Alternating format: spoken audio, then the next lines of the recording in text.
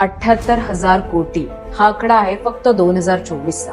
इतक्या किमतींची real estate फक्त आणि फक्त भारतीयांनी दुबईमध्ये घेतलेली आहे. दुबईला आता लोक फक्त एक टुरिस्ट डेस्टिनेशन म्हणून न बघता त्याच्याकडे एक इन्व्हेस्टमेंट अपॉर्च्युनिटी म्हणून पण बघतायत. दुबई इन्व्हेस्टमेंटच्या दृष्टीनं हॉटस्पॉट होण्याची कारणं तरी नक्की काय आहेत?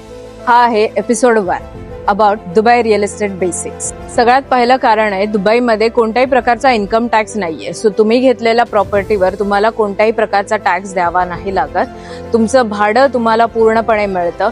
प्लस तुम्हाला कोणत्याही प्रकारचा कॅपिटल गेन टॅक्स पण द्यावा लागत नाही. नेक्स्ट महत्वाचं कारण आहे रेंटल यील्ड.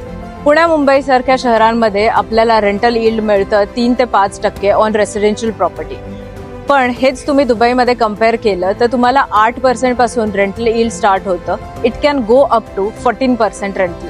चौथं महत्वाचं कारण आहे एक स्टेबल गव्हर्नमेंट आणि स्ट्रिक्ट असणारे रूल्स अँड रेग्युलेशन्स. या स्ट्रिक्ट रूल्स अँड रेग्युलेशनमुळे इंटरनॅशनल बायर्सला दुबईमध्ये प्रॉपर्टी घेणं खूपच सिक्युअर आणि सेफ झालेलं आहे.